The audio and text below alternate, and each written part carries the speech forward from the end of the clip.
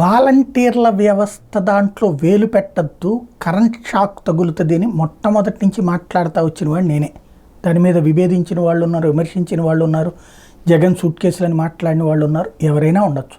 But నేను first నుంచి చెప్తా వచ్చా, అసలు ఎన్నికలకు ముందే చెప్పా, ప్రతి ఇంటికి సర్వీస్ అందేలాగా చూడాల్సిన రోజులు వచ్చినాయి. ఎందుకంటే పేరెంట్స్ ఇళ్లల్లో వదిలి పిల్లలు ఇతర రాష్ట్రాల్లో లేదా ప్రధాన నగరాల్లో ఉద్యోగాలు చేస్తున్నారు. వాళ్ళ పరిస్థితి చాలా దారుణంగా ఉంటుంది. వాళ్ళకి ఏదైనా ఇబ్బంది అయితే పట్టించుకోవడానికి ఓపిక లేని రోజులు ఇది అన్నట్టు. అది వాలంటీర్ అనే ఒక వ్యవస్థ ఆ తర్వాత జగన్ తీసుకురావడం, ఇది నడిచినప్పటి నుంచి మొదటి నుంచి ఆ వ్యవస్థను నేను సమర్థిస్తాను, జగన్ కాదు అక్కడ.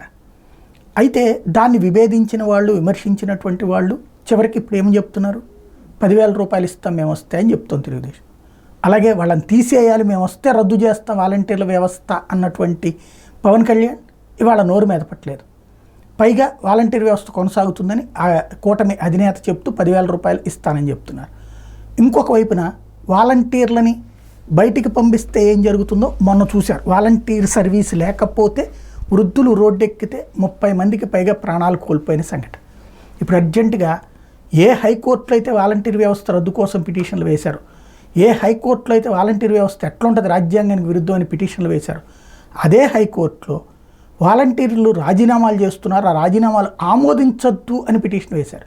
చివరికి కోర్టు ఏమడిగింది, ఎంతమంది రాజీనామా చేశారు, వాళ్ళది ఎంతమంది ఆమోదించారో చెప్పండి అంటూ ఎన్నికల సంఘాన్ని అడిగింది. అంటే ఏ కోర్టు ద్వారా అయితే వాలంటీర్ల వ్యవస్థని ఇది రాజకీయ విధుల్లో ముందేమో అసలు తీసేయాలి, రద్దు చేయాలి, ఆ తర్వాత రాజకీయ విధుల్లో జోక్యం చేసుకోవద్దు, ఇప్పుడు శాంతం మళ్ళీ తిరిగి తీసుకుందాం, వాళ్ళని రాజీనామాలే ఆమోదించద్దు, వాళ్ళని బలవంతంగా ఉంచుదాం అనేటువంటి స్టేజ్కి వచ్చింది.